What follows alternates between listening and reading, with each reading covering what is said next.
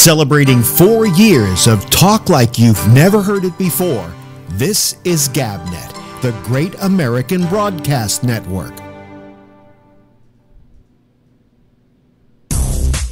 Hey everybody, this is Alex Bennett, host of the Ramble, heard here and seen here on GabNet, Tuesday through Fridays, live at 10 p.m. Eastern Time, and I got some big news for you. Our program has moved its live video from Facebook Live to YouTube Live. After extensive tests in our GabNet laboratories of at least 10 minutes, our mind was made up and we've come to the conclusion that YouTube is superior not only in video quality, but audio as well. And then there's the ease of watching it. Here's what you do. Simply point your browser to youtube.com/Bolo Bennett /live. That's youtube.com/Bolo Bennett, BOLOBENNETT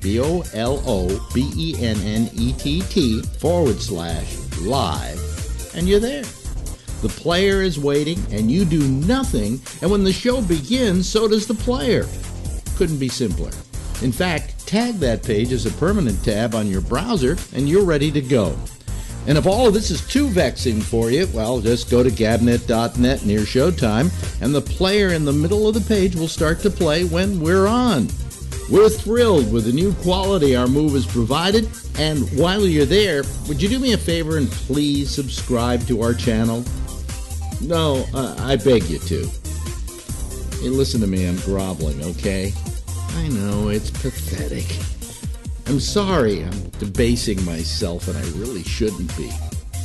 Please. GabNet needs you. Yes, GabNet needs you to call our live programs and be a part of the citizen panels. It's the most innovative talk format yet, because it's not just one caller, it's a group of callers interacting with the hosts at the same time. Here's how you do it. It's simple. First, download Skype at skype.com.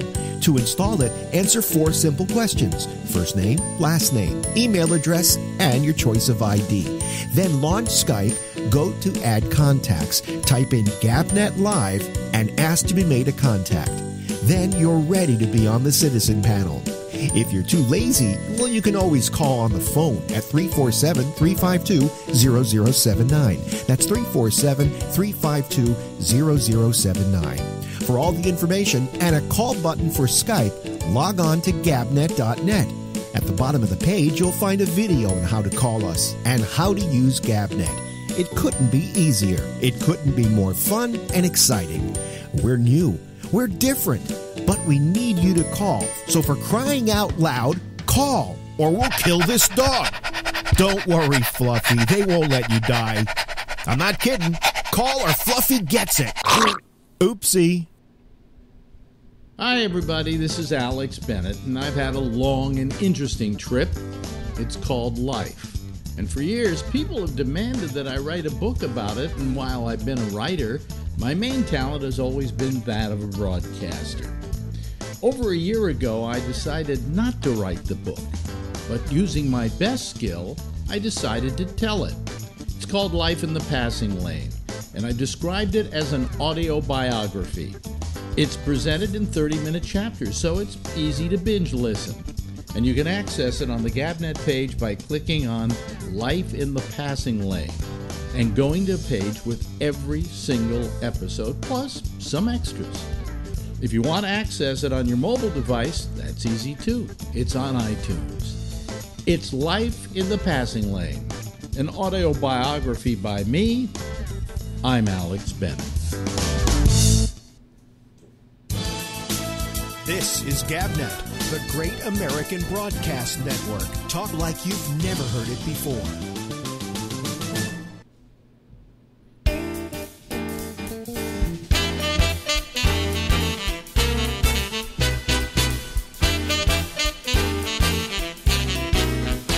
Hey!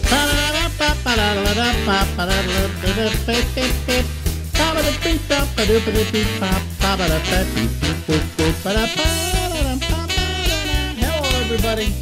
It's Alex, and yes, we're going for another edition of the Ramble, which is right here on this very GabNet network thingy that we've got. All right, and excuse me if some of you heard that imager that we did. It was only coming out of one channel.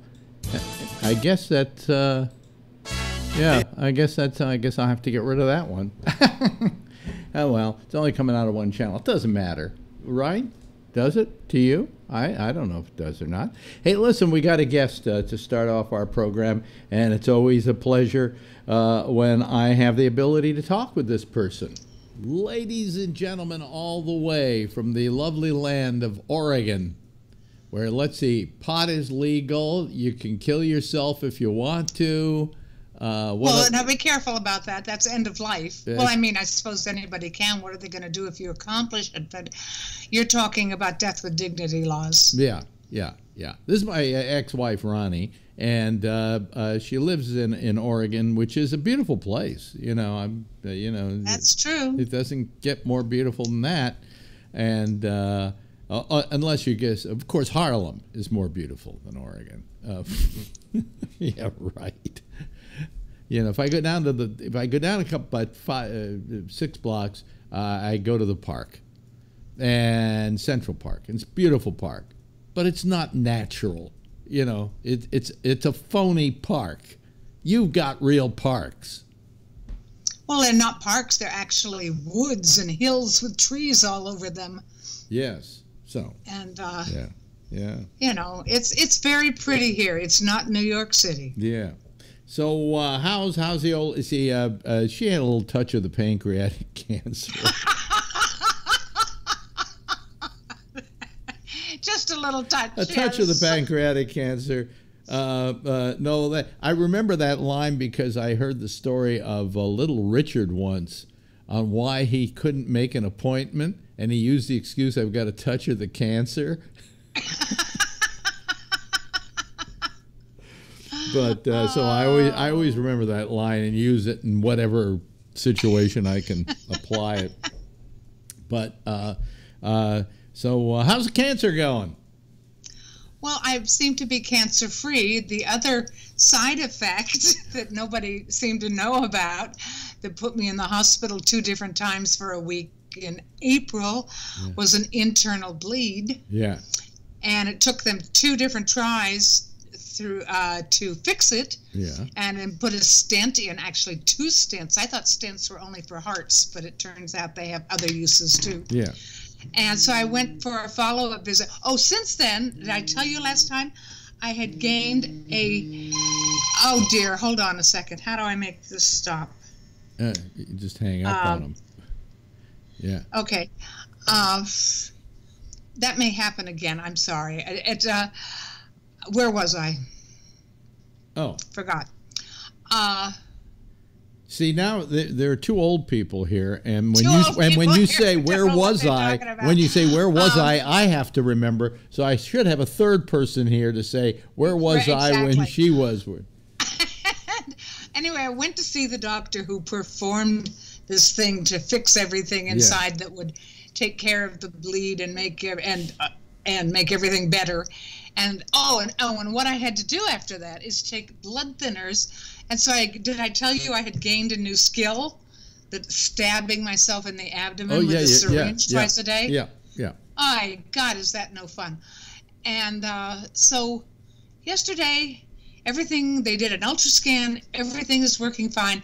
And now he switched me to pills. I don't have to jab myself with a needle every morning and night now. Yeah. And I can't tell you how much that makes me happy. Folks, if you're younger, just get used to this. This is what it's like to get older. So, but you're alive, and that's what we care about, and you're healthy, and you've been given the all clear for the time being, and we hope it stays that way. And, you got the most dire diagnosis that anybody could get.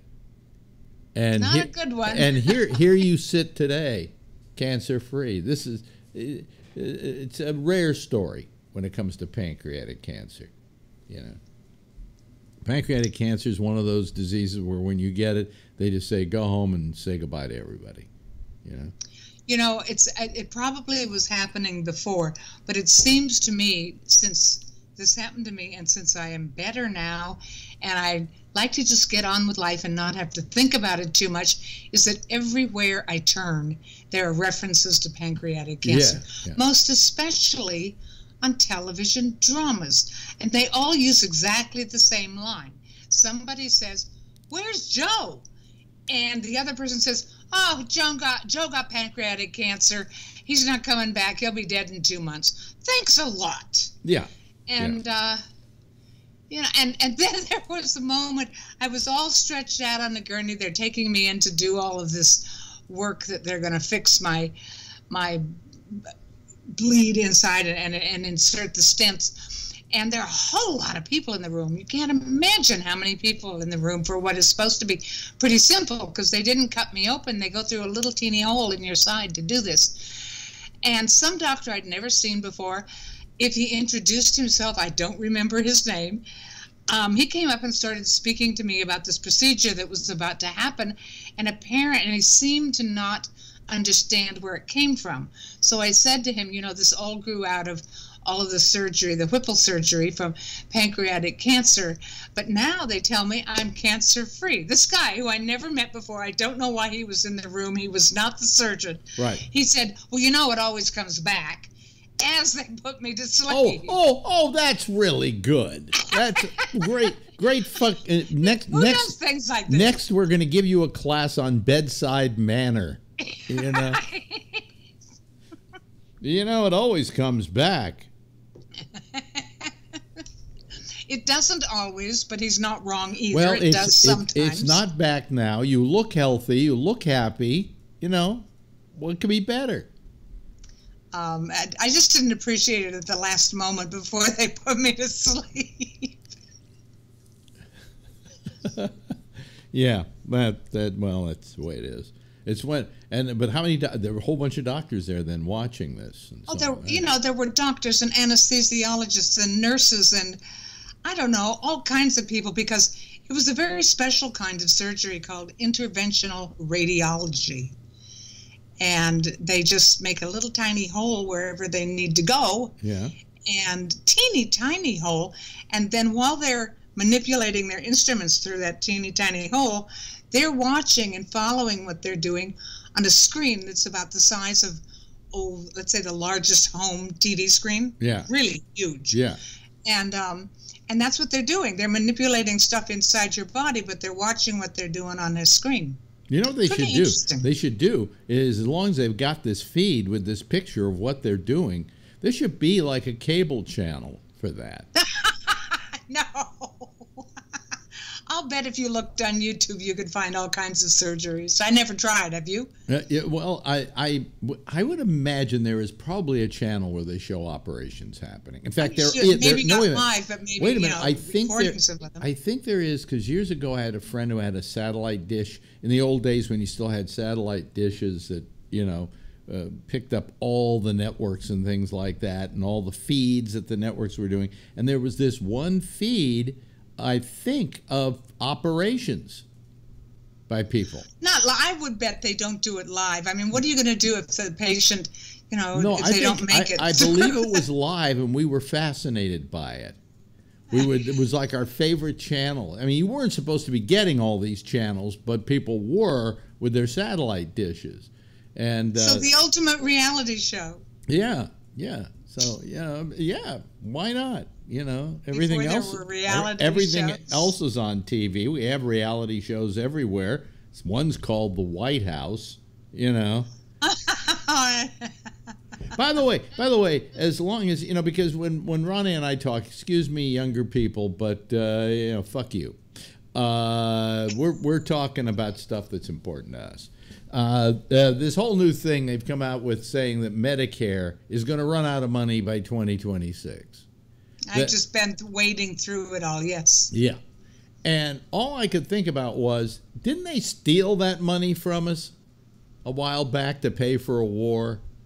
Like when they went into Iraq? Wait, hold on. You're confusing the Social Security Trust Fund with Medicare. Yeah. Both were reported on by the trustees report came out this past week. Yeah. And I've been wading through all of the media coverage of it. There's a trust fund for Social Security. Medicare doesn't work that way. They take in money and they pay out money. And what they're saying on Medicare, not Social Security, is that there will be less money coming in or more people on Medicare, or more likely a combination of both. And it will no longer cover as much as it's supposed to. So that by... And the other one that you're confusing it with is Social Security, which... But they did steal from us on Social Security, right? Well, it's not the same thing. It's not exactly that. There's a trust fund where the excess money that's not spent on Social Security has always gone into. And every president, every single one since Roosevelt, has taken money out to spend it elsewhere, but replaced it with certain kinds of government bonds. That have to be, then when they need that money, then they have to turn those in. Yeah. Okay. So depending on people's leanings, political leanings, they will tell you that it is now out of money as of whatever date. I've forgotten what year they said it's out of money. No, it's not, because the government has never defaulted on those bonds. Those are the same kind of bonds foreign countries buy. Now, there's always a first time. And that the shortfall as of that year, I've forgotten what it is, 2034, 22, I don't remember. The shortfall is 21%. Now, we could fix that in a variety of ways, which people with any thoughtfulness have been calling on the government to do for many, many, many years, through 2 or 3 or 4 administrations, which is one of the ways that would help, is to have people pay into Social Security on their entire salary. Right now, the cutoff is about $125,000. Right. And just raise that. I mean, it's, why not? People making under that amount of money pay into Social Security on 100% of their income. Why shouldn't everybody who makes more money pay that? There are other ways of doing it too. The other thing that's made Social Security in an attempt, I guess, to save money or something, is they've been closing Social Security offices and shutting down phone lines to Social Security offices all through the country over the past few years. And that makes long, long, long lines when people have to deal with Social Security, and takes forever to get anything done, and they're always overworked or they're not answering the phones. So they've already been chipping away at Social Security in a variety of ways. It needs to be fixed, and our representatives need to do something.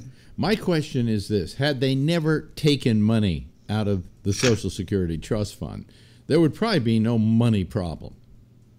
Because you and I don't know that. Let's think of it logically, though.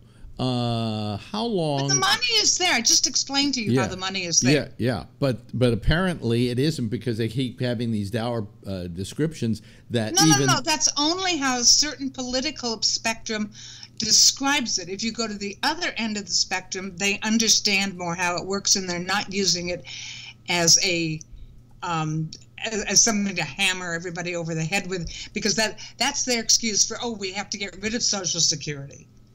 Well, I mean, the fact is that Social Security money is mine, and I can't help it that I've lived this long and I've collected more than the average person would, And they want to raise the age, or every year they're raising the age of Social Security and when you can get it, when they really should be lowering it, because I don't think so. Well, I think most of us are healthier longer. Yeah, but who can get hired at 60 years old? Well, that's the other problem. It's always more than just one problem. There are many things that play into any decision about any big thing, in this case, Social Security. And one of them is that it's, age discrimination in the workplace begins as young as 40 or 45. Yeah. And I don't understand. I think by 40 or 45, think about your career. And mine at 40 or 45, I was just hitting my stride. I was just starting to get really good at that age at what I did. Yeah. And then they tell me they don't want me to work anymore as soon as I know what I'm doing. Yeah, exactly. Well, no, let's face it. A lot of companies don't want older people, not because of any incompetence. As a matter of fact, they probably are many of them, when they reach into their 60s, are at the top of their game because they've gained more and more and more knowledge about the craft that they do. Exactly. But they don't want you old people because you want more money. You expect more money, whereas they can hire a 20-year-old and he's happy to be making shit. You know what I'm saying? Well, the problem with that is how many mistakes is he going to make? If a problem comes to him he's never seen before, how is he going to know how to handle it, he or she? And there's no I mean, certainly you should always have young people in the office too, but they should work their way up to the jobs that are more complex and therefore pay more. Didn't they used to be called apprentices?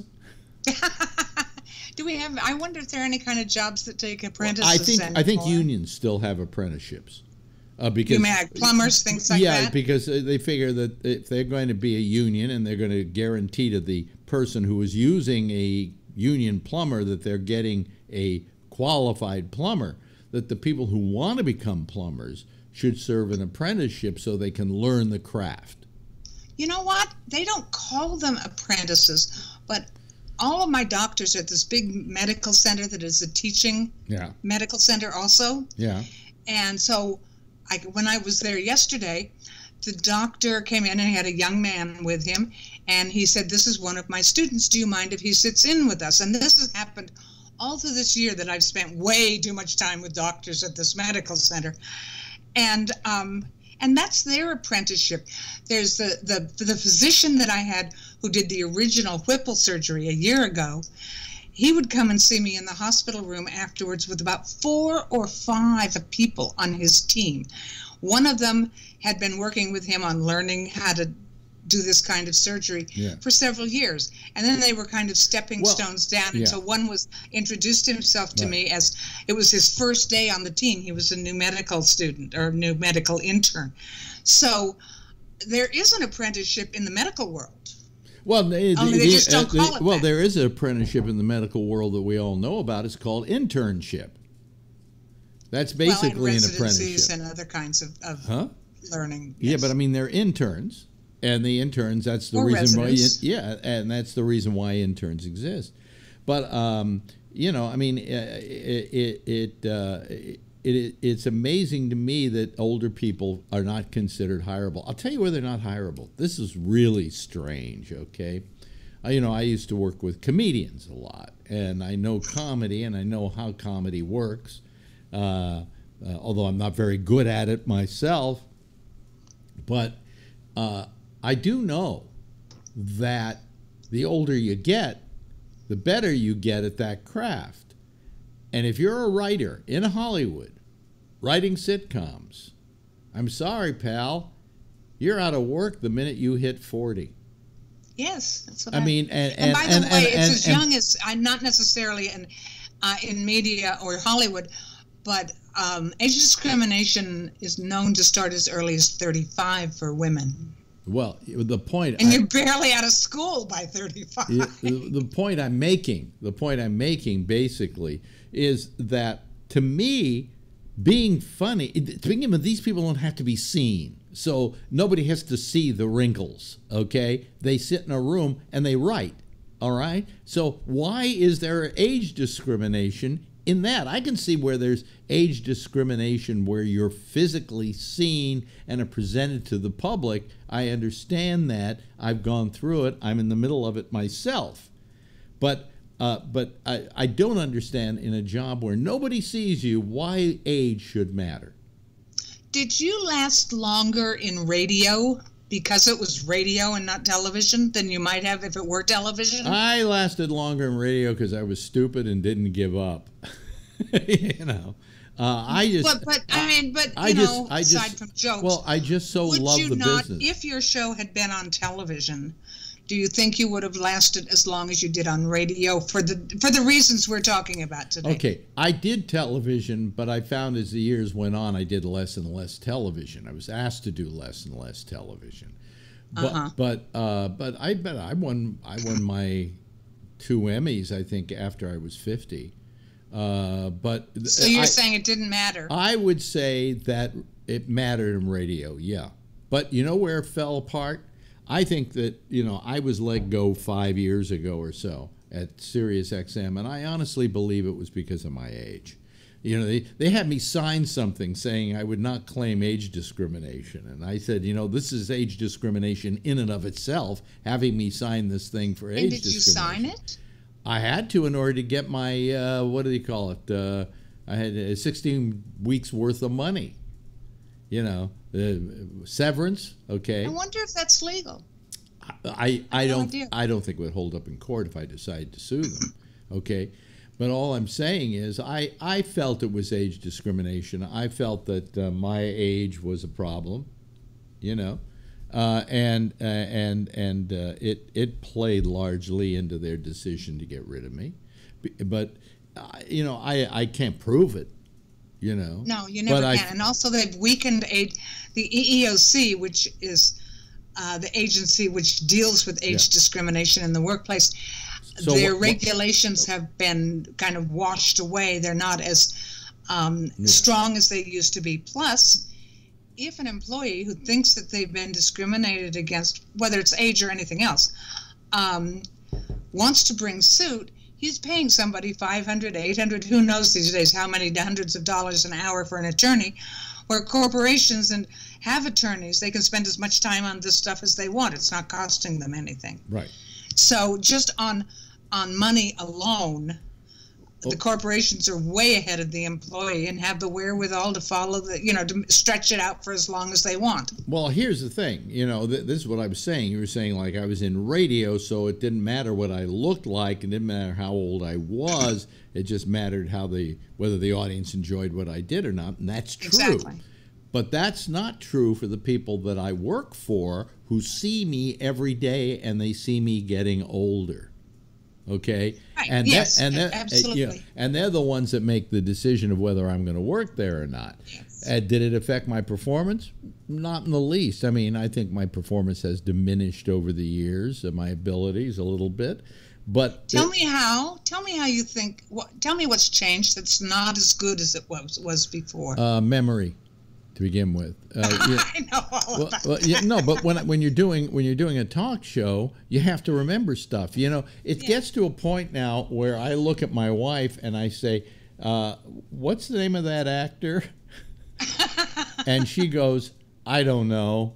And it's somebody we both would have known 5 years ago. Right? Some of the stuff that right off the top of my head, so far as my comedy timing is concerned, I don't think that's changed. But I have to stop for a second and try to remember either a fact or a person far more than I used to. I have a little game, a memory game I play with myself now. Mm-hmm. Is if I am, for instance, if I get up from where I am sitting now and go in the bedroom because I want a book, let's say, that's sitting on the side of the bed. Mm-hmm. But then I realize, I didn't make the bed this morning. So I'll do that while I'm here.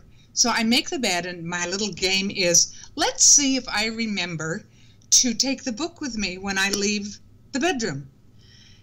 And now that you would think that itself would make me remember the book, right? And then I end up back here at the desk without the book. Well, how many times do you how many times do you go into a room? You're going for something, you go into the room and you stand there and you go, what did I come in here for? Yeah, but I've done that all my life. I don't blame that on age. I mean, you can go back to my 20s and I did that. Yeah. But it's things that I actually say to myself, now don't forget to bring the book with you. And I do this a couple of times at least every day because it's gone on for so long now. And sure enough, I end up wherever I went back to without what I went to get. Yeah. Every time. Yeah. Yeah. So, I mean, I just feel that a lot of my memory things, kind of a problem, stuff that I had. Have you noticed that they're always, as far as I can tell, and when we're talking memory, God knows what you can tell or not, is that it's minor things like remembering the book or the actor's name. It's not things like, if I don't hang on to the handrail, I might fall down the stairs. Oh, it's amazing the things I do remember. I mean, the long-term memory, I still maintain.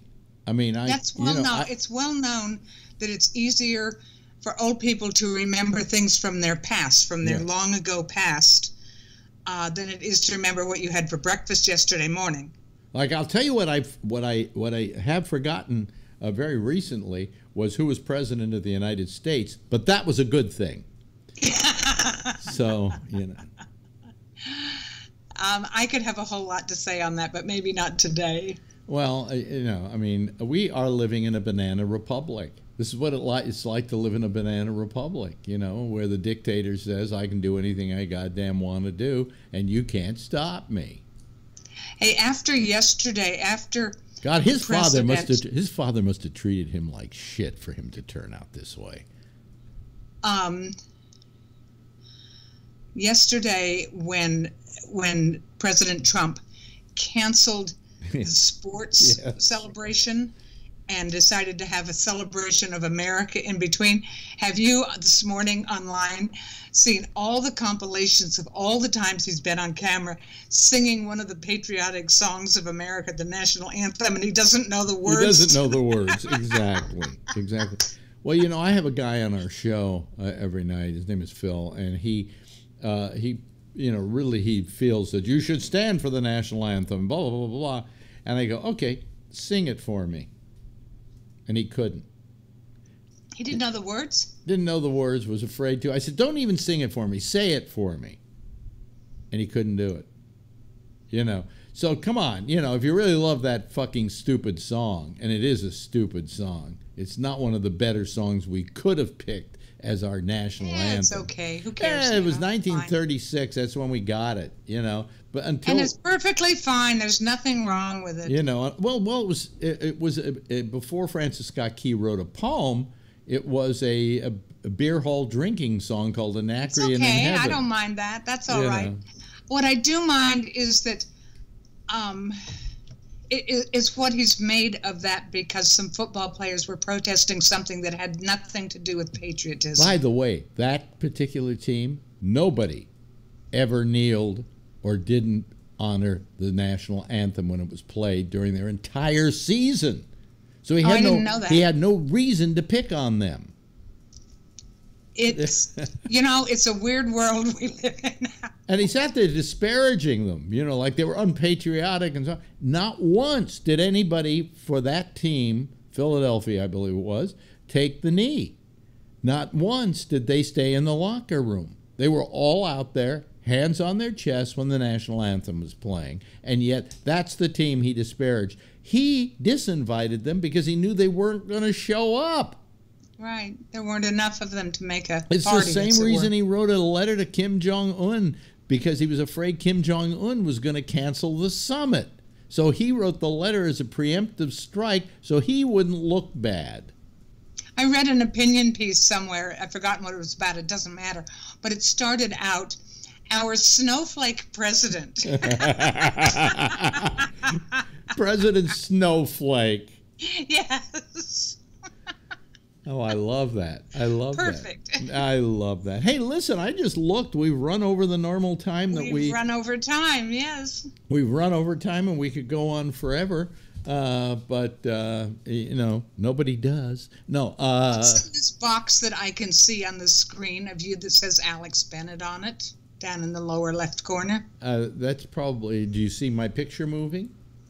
No. It's something sitting on your desk, and it has your name, Alex Bennett, on it on a white background. Oh, on my desk? Oh, this? Yes. Oh, that's a mic flag that somebody made up for me once. It says, oh, okay. So. All right. Yeah.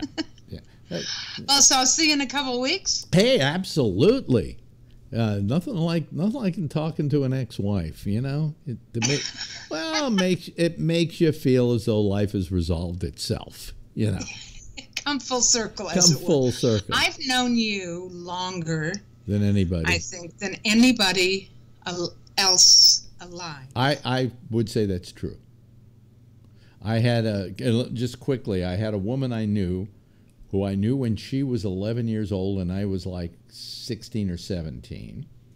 And then later on in life, we met up with each other again and had a brief affair. And then one day I got the news she died, and she was the first person I had ever had sex with who died. I don't know what to say to this, so I'm just going to say goodbye, Alex. Yes. Goodbye, Ronnie Bennett. Thanks, Ronnie. See you in a couple of weeks. Okay. Celebrating 4 years of talk like you've never heard it before. This is GABNET, the Great American Broadcast Network. Always fun to talk to my ex-wife, okay? And we like doing it every couple of weeks. Plus, she brings to the discussion just a whole bunch of stuff about getting older, which is featured in her blog. If you don't know what that is, it's called timegoesby.net. You go over there, and it's a whole blog dealing with what it's like to get old, and it's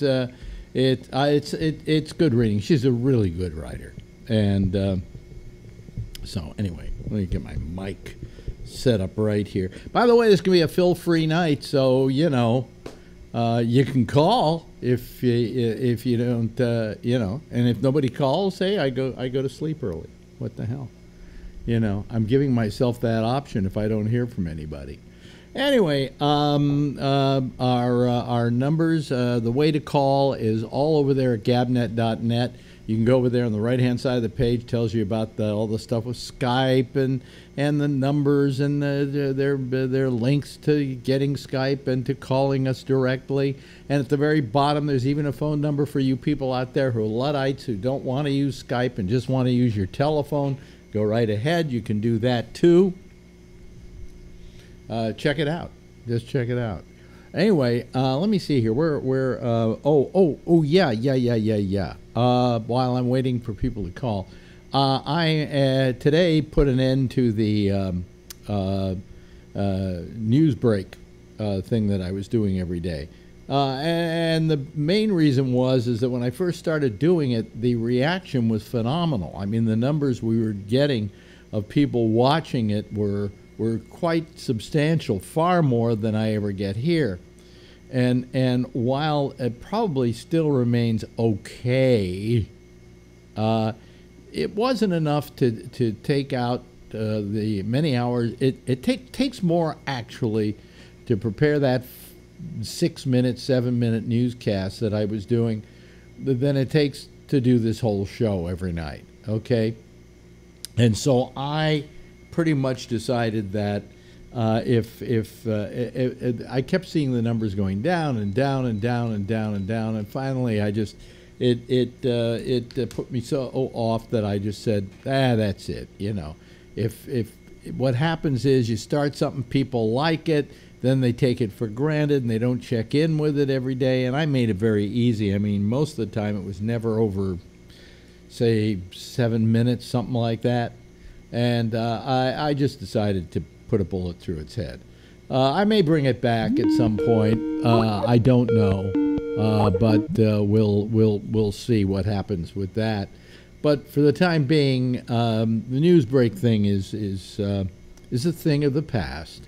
Hello to Jeff Stein. Hello, Jeff. First one in tonight on a Phil-free night. I know. When you said Phil-free, I go, I got to come in.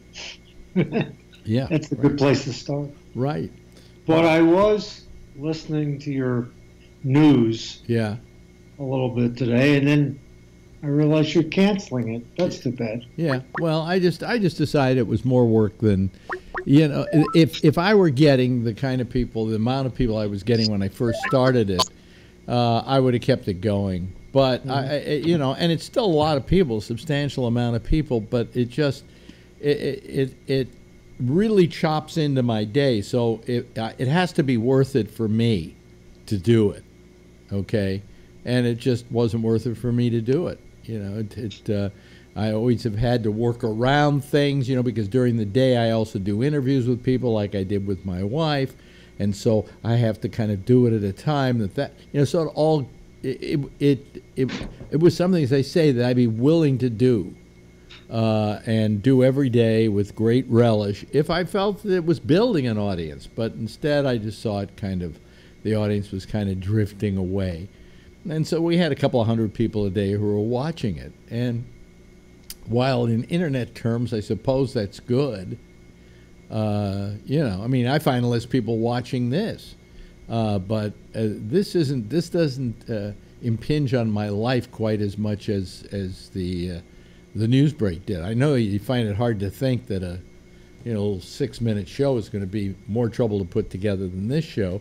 But this show I hardly have to prepare for, and that one I have to go looking for news. I had to every night I had to cut a piece out of the show to broadcast, and find a picture of the day and stuff like that, and that took time.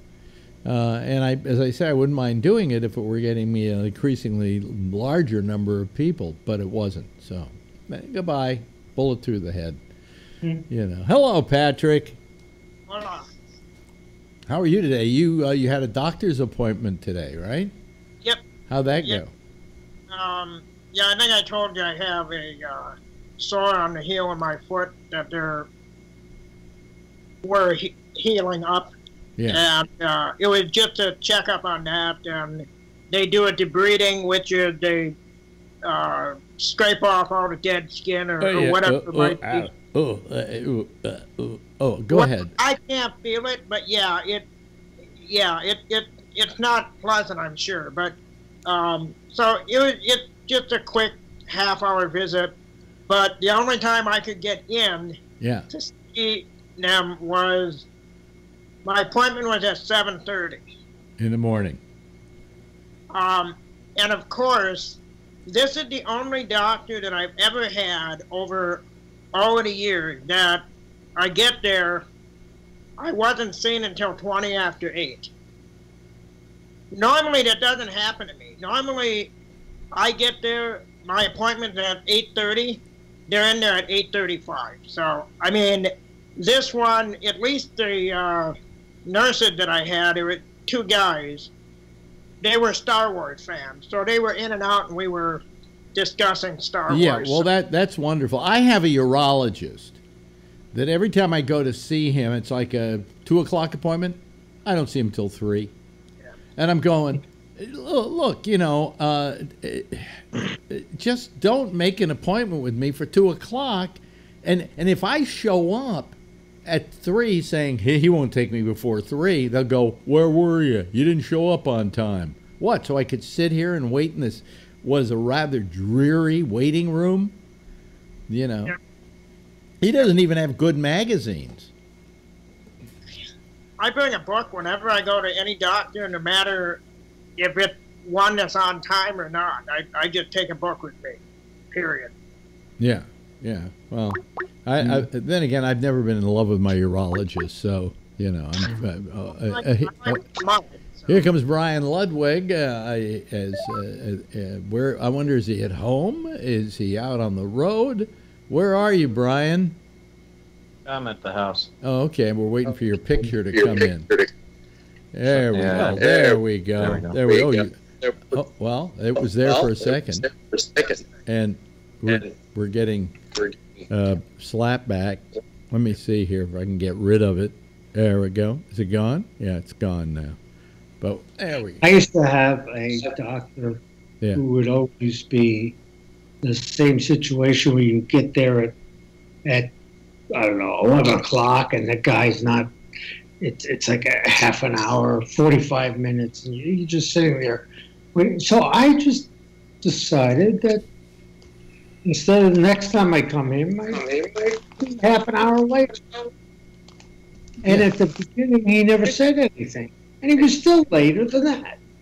So then I finally moved it up to 45 minutes late. And the guy complained about it.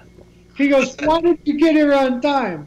I go, you haven't been here on time in the last 7 times. So I decided to modify your performance. Right. Hold on a second. We're getting some slap back here, and I'm trying to figure out where it's coming from. Is it gone now? I think it's gone. Let's hope it's gone. Yeah. Well, When people arrive on your when you take in new callers, does that slap back occur when that happens? Or sometimes I've never been able to figure out exactly why it happens. If none of you have your speakers up, why do I get it? And it has something to do with Skype and the way in which it cancels out things and so on. I don't know. I'm not going to. I can't come up with a good explanation for you. What am I? Do I look like a scientist to you? There it is again. Yeah. Say something, Jeff. Hello. 1, 2, 3, 4. Probably unfortunate son of a bitch is bringing that slapback with on here. So yeah, it might be coming from your end, Brian, but I don't know. Why don't you just try calling us right back? Okay. Yeah. Because I think it's coming, and it could just be the connection that it made when you called. So. Okay, there we go. And he'll call right back. Is it better now? Yeah. So anyway, I got a tooth bothering me tonight, and this loose tooth that I've had forever that every now and then gets infected. And I think I'm just going to have to bite the bullet and have it, or not bite the bullet, and have it removed. Yeah. I'll do one more antibiotic with it, and if that doesn't take care of it, what's that? That's the sound of somebody calling you, Brian. Hello, Brian? What the hell? Hello? Oh yeah. Why is somebody trying to call you? Yeah, let me. Yeah. Wow. Oh boy. Well, he solved that problem. And you thought this was fun, folks. Anyway. Maybe you need to restart his machine. Clear out whatever bugs are in there. Whatever garbage has accumulated. Now, are you there, Brian? Yeah, this time I called in using the that active feed where it lists all your names active within like the last 2 minutes or so versus the general GabNet line. So I wonder if this will make a difference. Well, it seems to have worked. Well, thank the fuck Christ. Yeah, but who knows? Anyway. So where was I? So anyway. I have nothing to talk about. Anybody got anything? Got anything, Brian? So what about the Supreme Court decision that they call Monero? The conservatives are clamoring that it's a victory, even though it's not setting any precedent in terms of who can be discriminated against in any given cake shop in any given state. You mean particular note being Colorado. Birthday cake gate? Yeah. Yeah. Well, that was a couple of days ago. One thing I want to add. Yeah. That I'll lead with. Yeah. My interpretation of what I read in the article, and what I've reread in other outlets like the Young Turks and whatnot, and that one of the reasons why that the vote, the Supreme Court vote was tilted in Jack Phillips's favor, being that the organization or the organizations, the outfits or whatnot were overly hostile to his religion. Excuse me, but how? I mean, here's where the bullshit detector in my mind goes off. How can you be overly hostile? First of all, let's talk about bullshit detector. You're getting your information from the Young Turks, the biggest piece of bullshit around. Well, that's whatever. But here's what or any other. Plus, might I add, one online on Google News. But what I don't understand is how can one organization be overly hostile towards a religion that is overly hostile and has been overly hostile to certain groups and swaths of people? My sexual orientation for centuries. How can one be? Okay. If anything, they can't be overly hostile enough. Let me agree with you on that to begin with, but let me also say, do you really want a birthday cake from somebody who doesn't want to make it for you because you're gay? I mean, obviously, obviously, they made a big deal out of it because they wanted to make a big deal out of it. The fact is, you could have gone down the street. You could have gone down the street and gotten your cake made. Okay, what they were trying to do was create a problem for this guy. Here's the thing. And I'm not defending the guy. I think he's a scumbag for not wanting to make a cake for gays. or anybody, you know. Hey, I don't want to make it for Jews, you know. I mean, well, then he should have his business from his home. He shouldn't have it in a public facility, taking advantage of public money, that's using public infrastructure. He should do it out of his home. Well, I don't know how's he using. Brian, let me ask you, how's he using public infrastructure? Well, you have to take a public road to get to his facility, and this facility he purchased that was situated in a lot. Chances are that was funded by the people of Colorado or within that local municipality. I think you're pushing it a little. You're stretching it a little bit there. Enough. Well, I mean, I don't think, to begin with, you're right. The right-wingers who are going around praising this, oh, this is a victory. It's not a victory. In fact, the Supreme Court said it isn't a victory. We are ruling in just this particular case. And what they were ruling on was something happened in the judicial process that was wrong.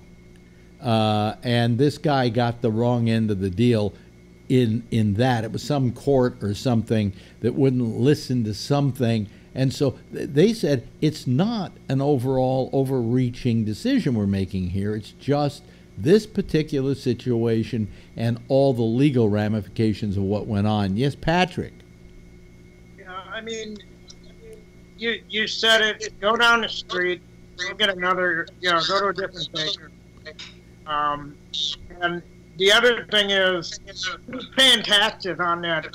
Wait a minute, hold on a second. We're getting that. Maybe it's coming from you. And let me see. Okay, go again. Continue. Better?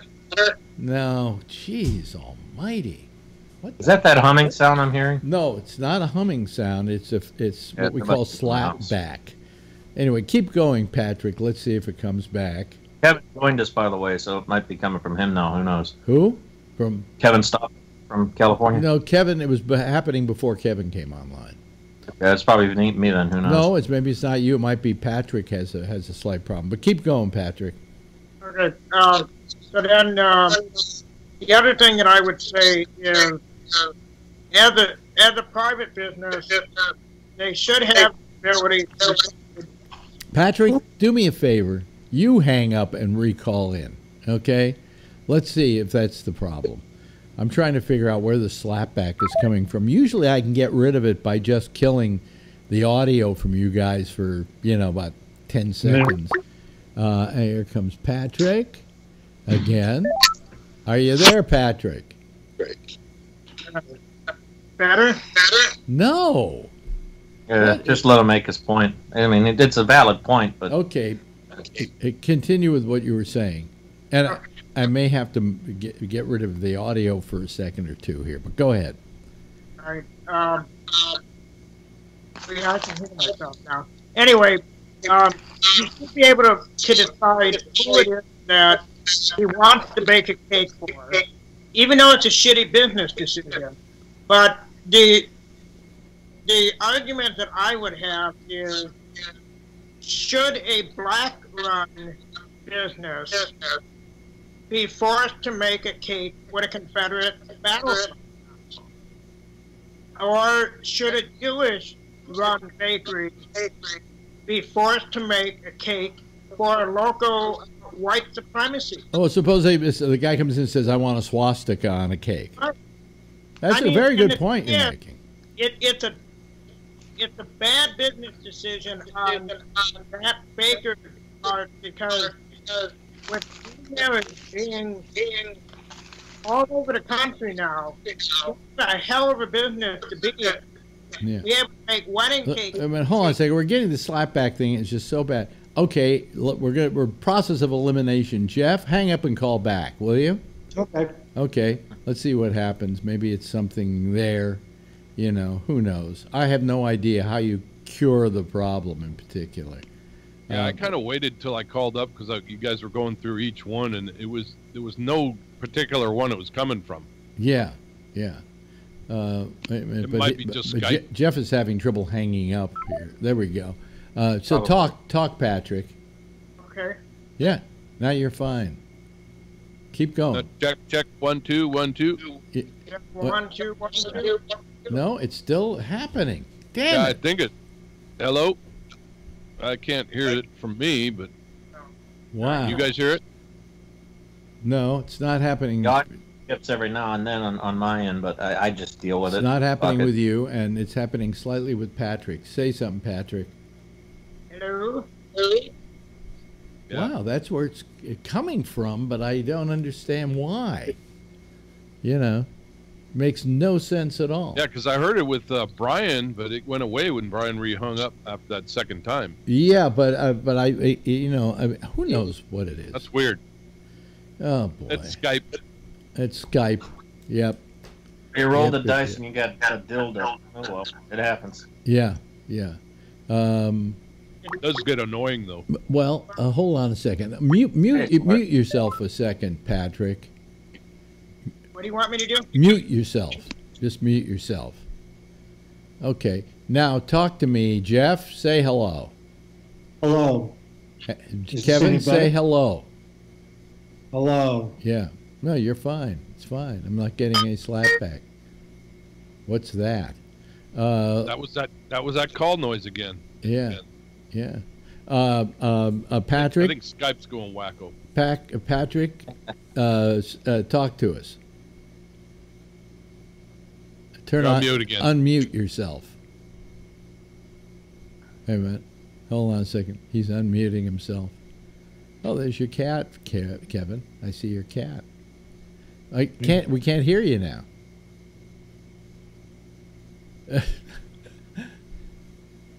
Nope. Can't hear you. Can you hear us? Yeah, we're having a hell of a time. Oh boy. Well, just Back here, you're lying there. everybody look at the cute cat. Yeah. What's his or her name? No, he's starting to get choppy. Kevin is. Wait a minute, Patrick. All you did was mute your microphone, right? Can't hear you. You're gonna hang up and call back. Okay, folks. You know, every time something like this happens, all of a sudden the numbers go crazy. I don't understand it. Doesn't make sense to me. Anyway, where was I? Oh, so here we go. Let's bring Patrick back. And Patrick, can you hear us? Oh, There you are. Yeah. And I think the echo's voice. gone. all right. Well, maybe not. Who knows? I give up. And I restarted. So Yeah, who knows? Maybe it's me. No, but the thing is, when you hung up, nobody else had the problem. So it's strange. But let me kill the audio for a second here on you guys. Where this cake is concerned, I just feel that there are a lot of other places you can get a cake. If they felt that was the only place they could get a cake, and that was the only place they could get a cake, then I could see the reason why they so desperately wanted a cake from this guy. When this guy said, no, I don't want to make a cake for you because it's for a gay wedding. I'm a very Christian person, and I don't want to make it. They should have just said, okay. But I honestly believe there was some alternative motive going on there. What the fuck was that? Yeah, I just That heard was you that time. kind of a pop too. Oh, that's me. It's got to be Skype. It's got to be Skype. Wow. Let me do Anyway, something. dear. Let me do something, folks. I'm going to hang up on all of you, and then I will. And let's see what happens. Okay, I'm going to stop my Skype here, and when you hear me come back on the air, start calling me back. Okay. Anyway, I'm going to get rid of everybody. Okay, I'm getting rid of them. I'm getting rid of them. Hold on a second. Let me change the picture so you can see me while I'm doing this. Then what I'm going to do is I'm going to sign out from Skype. Okay? There we go. And I'm also going to close Skype. Okay. So now I open it and I go to Gabnet Live and I put in the password. Okay. Let's hope this gets rid of the. We've never had a problem with what we call the slapback like we've had with this thing. But okay, it's time for everybody to call now. And we're cool if you call us, okay? It'll be just fine. All right, so let's see what happens. Patrick, we didn't. Let me get rid of the old group that we had here. Well, I can't do that.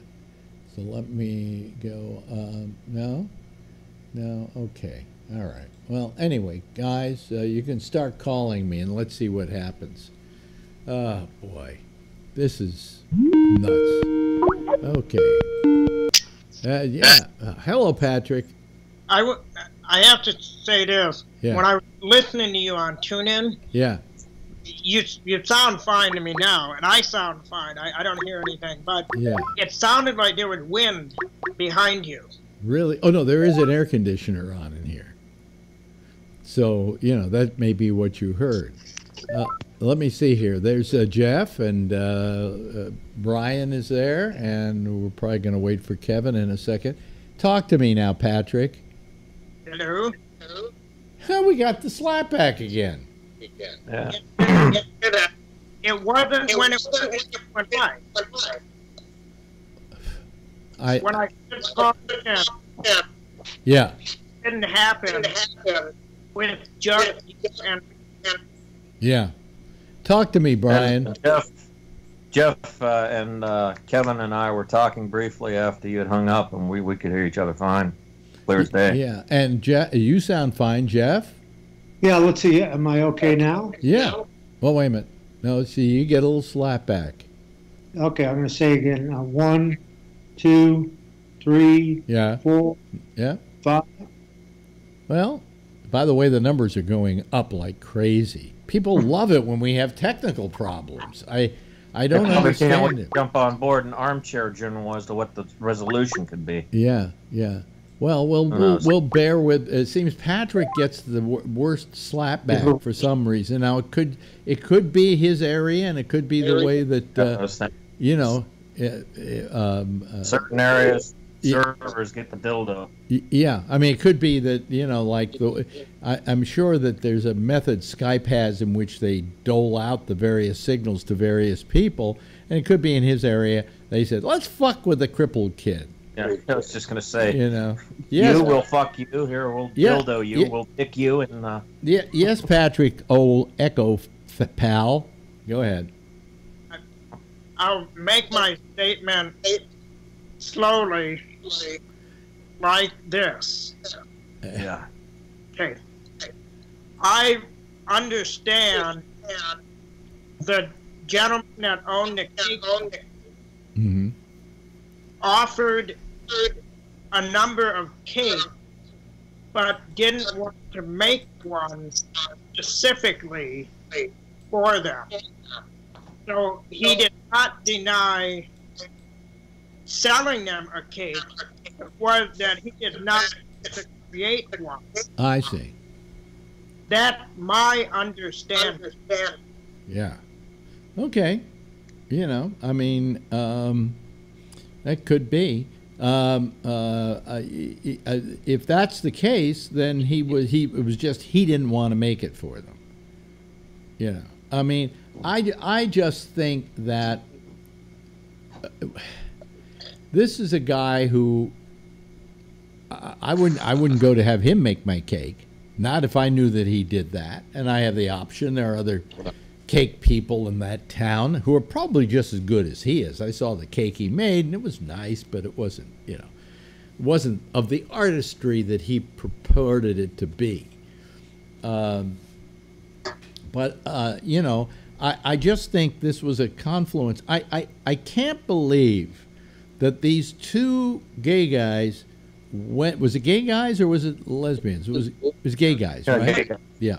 That they went in just because they heard how great this guy's cakes were. I honestly believe they had heard that this guy didn't like making cakes for gay weddings, and that they decided, huh?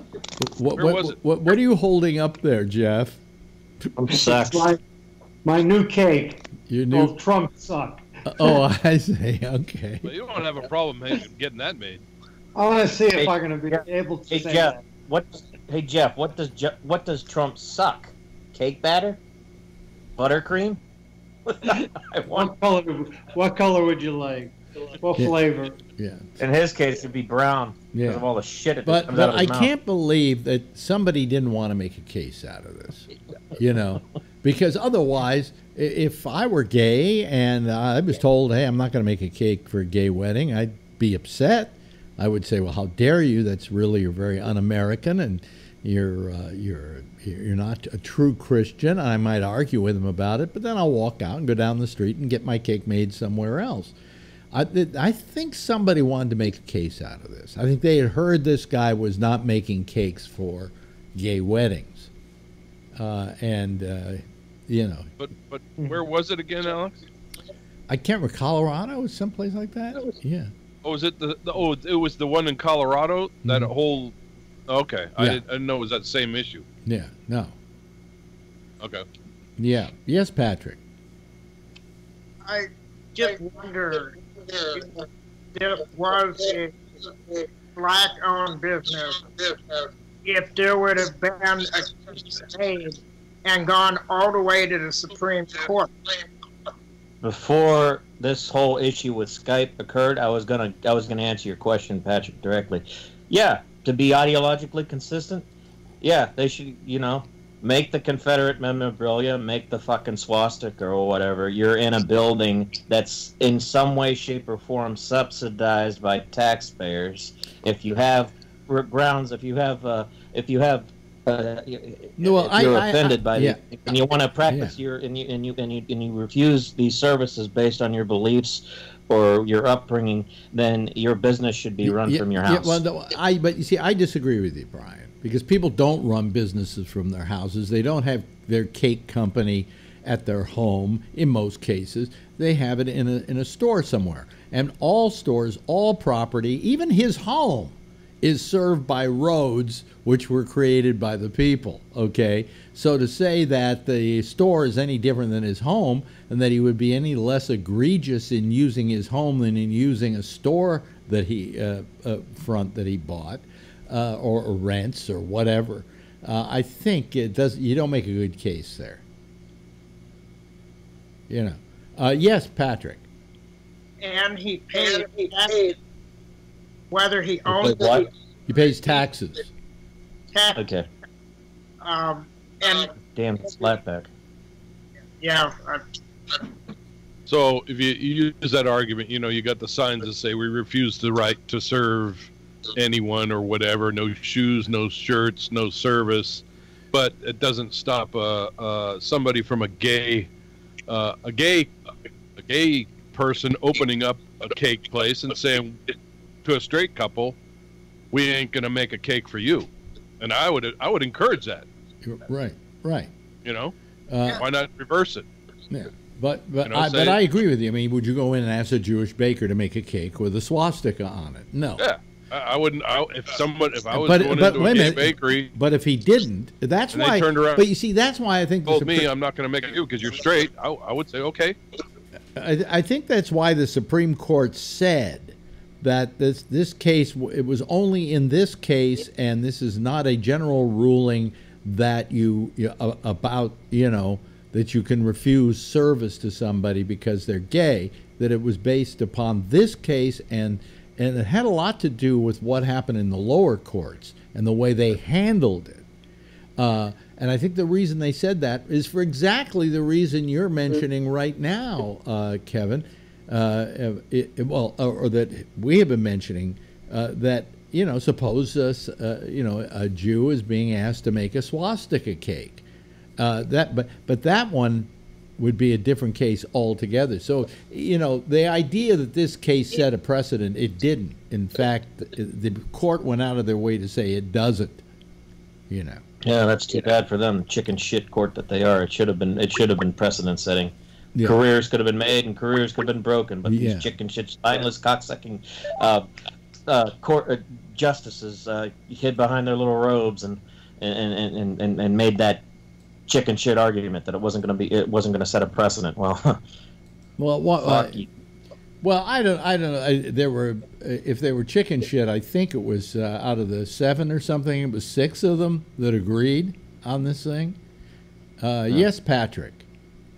Just once again, I think if they were a smart business, considering the climate nowadays with marriage equality, you can make a shitload of money making cake for couple. Oh, yeah, and I'm sure there was a gay baker in that town who does exactly that. You know. I mean, why wouldn't you do it? Tom Yamaguchi has just called us, and he's got his hand up. Yeah, I have a response to Patrick. But first, I'd like to Patrick to say one thing. Today is the greatest day in my entire life. Oh, I know where you're going, Tom. Slapback shit. He's talking like that, right? Say it, Patrick. Today is the greatest day of my life. No, we got to talk like you're in the stadium. You want him to say, today I'm the luckiest man on the face of the earth. That's what you want. You want the Lou Gehrig thing. The Lou Gehrig, yeah. That's what I kept thinking. Today I'm the luckiest man on the earth. Okay, it works now. Anyway, so so I have an answer to the question posed by Patrick regarding free speech. Basically, these two men were coming in. They weren't asking for anything special. They were asking for a cake that this baker makes for everybody. The same winning cake, no matter who is. They can put their own toppings on. They can make their own, their own words or whatever they want. It's just the same cake. And and as far as you, Alex, go, how would you say your friend Jack Bishop? Why would he want to have coffee at a lunch counter where they don't like black people? Well, you got to remember that people were sitting in at those lunch counters with the purpose of making precedent, legal precedent. These guys supposedly were just going in looking for a cake.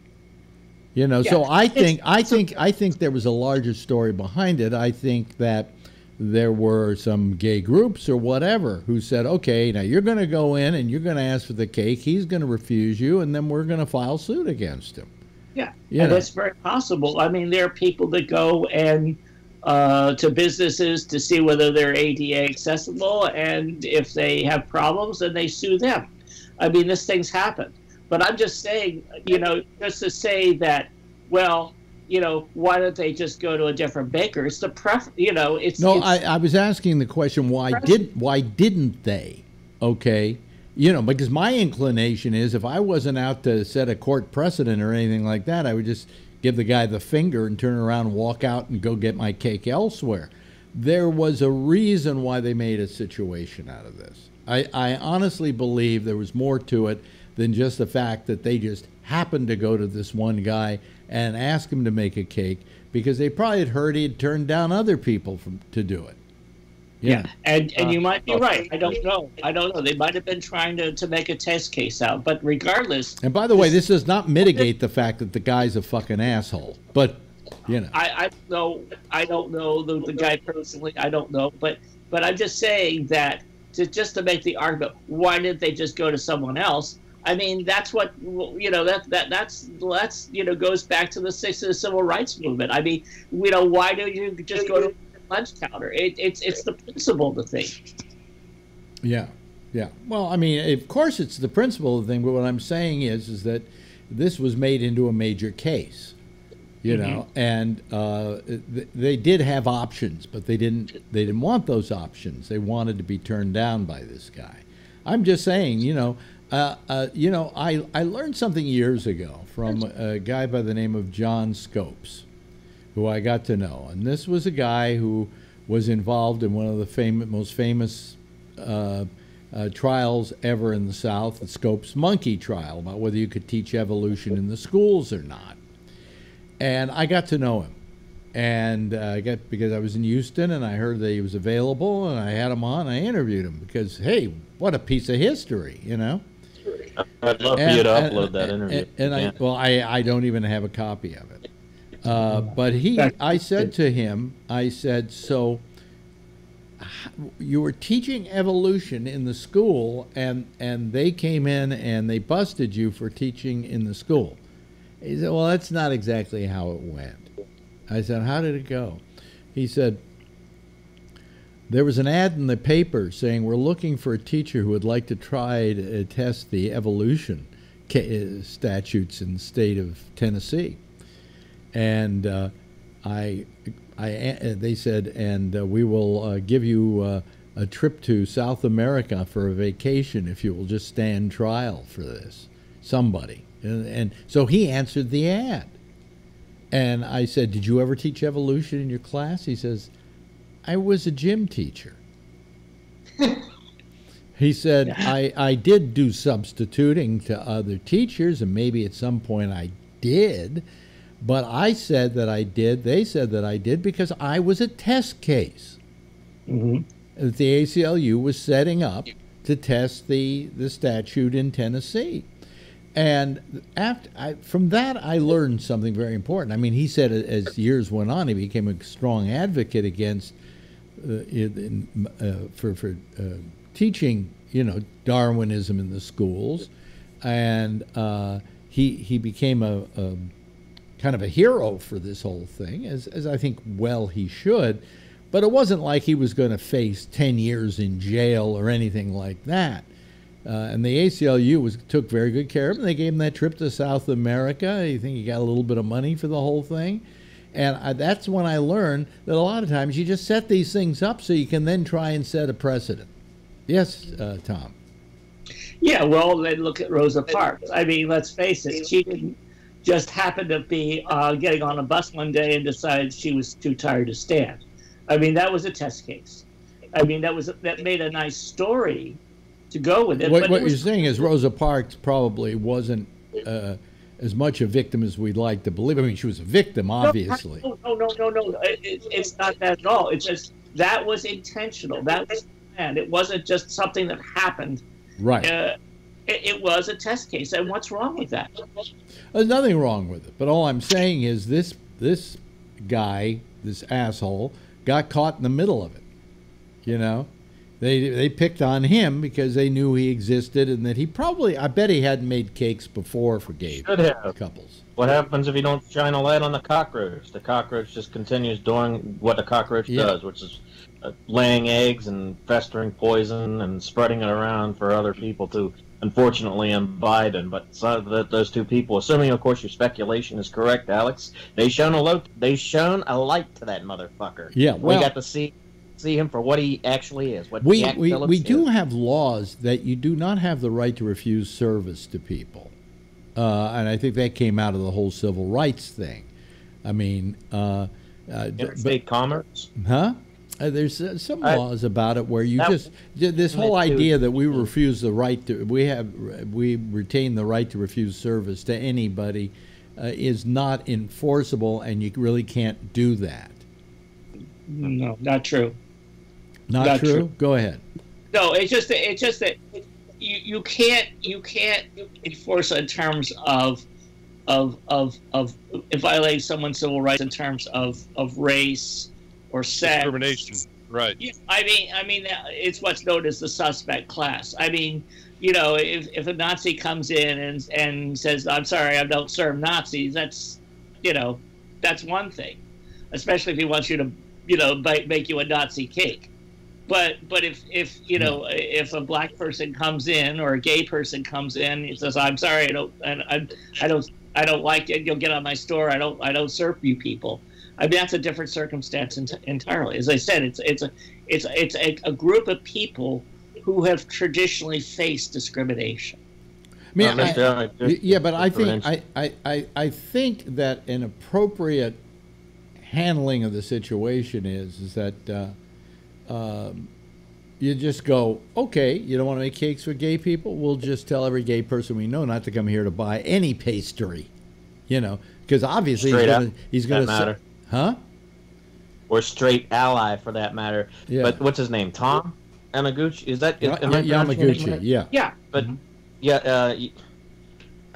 damn it! I had something I wanted to say, but I forgot. Go ahead, Patrick. I'm sorry. Yes, you had your hand up. That was what I was just going to say. As a straight person, and you know, I do have gay friends. If that happened to them, I wouldn't go to that store. I mean, just out of principle, because being an asshole. Yeah. That's your business decision. Yeah. And every business decision you make has a consequence. Right. Okay. You know, there's only one suggestion I would have for you, Patrick. Did you try starting and stopping your modem and starting it up again? No, I didn't. You might try that. I did yesterday Yeah. for a different reason. Yeah. Not, Yeah, but it for some reason I don't know why we're getting that from you. It could be something with Skype in your area, you know. Do that at some other time because that takes time for the modem to reset. Oh, right, and right. Hey, listen, you know what takes forever? Yeah, any of you have an Apple? Mm-hmm. Have you ever gone through one of their updates? Oh, that fucking thing. Yeah. I've got one waiting for me now. How long does it take? An hour? You know, I mean, people need their machines, you know. Here, I'll tell you what I did the other day. I did an upgrade on one of my machines here, the one that's the server that does all the programming and stuff when we're not here. And it just stayed on blank screen. It went through part of the process and didn't continue the process, or there was nothing on the screen saying the process is going on, or any kind of a whirling thing, or any stuff like that. Right? That's happened to with Windows. So I turned the machine off. I turned it back on. It wouldn't boot up. So what did I have to do? I had to reinstall the operating system. How long do you think that took? That A shit ton of time. I'm going to tell you right now, it took less than 30 minutes. Oh, really? Oh, wow. However, the upgrade to that little thing that would fix like your security features and stuff would have taken me an hour. Now tell me why they just don't say, hey, just put in the new one and it'll have all the new stuff in it. You know? I mean... Of course, I've got less patient relatives who live out in the boonies in various places who would just employ the 12-gauge solution. What? To shotgun to the machine. Exactly. You're damn right. Yeah. Well, I mean, and you say you've had that problem with Windows. Oh, yeah, with Windows. Yeah, that's happened. Or it would just go on a continuous loop, set up as expanding window file. I think it happened to me once that I can vaguely recall trying to reinstall Windows XP. And that was a few years. I could say, well, you know, I really shouldn't have turned it off because that screwed up the whole install and blah, blah, blah, blah, blah. But I'm sorry. Sometimes people are doing your little upgrade and all of a sudden the electricity in their apartment goes out. Don't you have a contingency for that? Time is a commodity. It cannot be replenished. Yes, exactly. Unlike money and unlike other things, time cannot be replenished. Oh, and here's the latest thing from Apple. They're coming out with a new operating system. Grab your ankles. They won't install on my old Mac. My Mac that's a 2010, what is it? 2010 Mac. You should probably be blessed then, Alex, that it won't install on your own. Well, no, Mac. they only allow me to stay with the old one, and I'm going, fuck you. You know, you should just make it so that it, you know, they do this all the time. They make older machines obsolete. The forced obsolescence. Yeah, and I'm telling you, at least Windows will. You can put Windows in a pretty old Windows machine. You know, so yeah, they do it too, though. I've been stuck with that too. Well, I've got one downstairs. Well, fuck you. And the horse you rode in on. I mean, all these car manufacturers, they wrote the book on forced obsolescence. I mean, Apple tries to act like they're so touchy, feely, wonderful, you know. Much like people at Uber and much like a lot of gig economies. They're just robber barons with Apple watches and vaping cigarettes rather than with pocket watches and fucking fedoras. They all do it. Well, I've kind of been sucked into what we call the Apple infrastructure, in that I've got the Apple phone, the iPhone, which talks to my Apple machine here, which talks to all my other Apple machines. And by the way, I've got the Apple Watch, which talks to the machine and all the other things.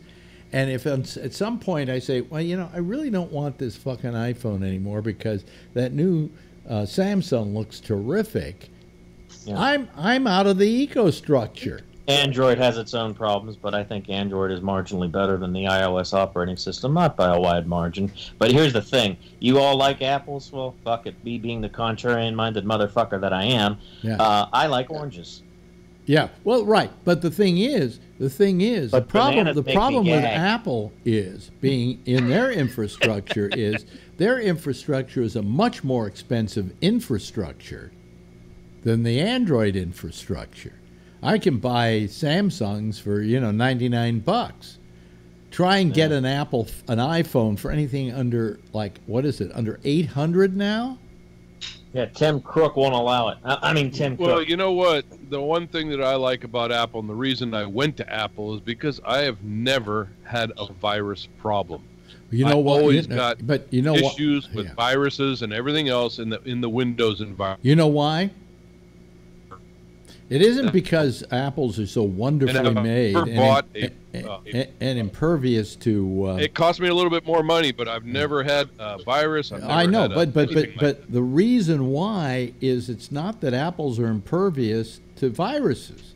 It's the fact that if somebody's going to create a virus, they're going to create it for the company that has the most machines. In other words, that's fine with me. They're going to do it for the PCs because there are more PCs out there in the world than there are apples. There are only about 9% of the machines out there are Apple, and the other 89% are other breeds, mostly PCs. So that's why they do that kind of thing. Right. That's what frustrates me, and that's the decision that I sat back and when I decided to leave the Windows environment. I said, okay, when I do this, whoops. He's breaking up. Decision I'm gonna, and if I'm gonna do Windows, I'm gonna have a little bit of Windows shit on the side, and I'll deal with that. But when I go into Apple, I know I'm getting sucked in, and this is the way it's going to be, and I'm just going to have to do it.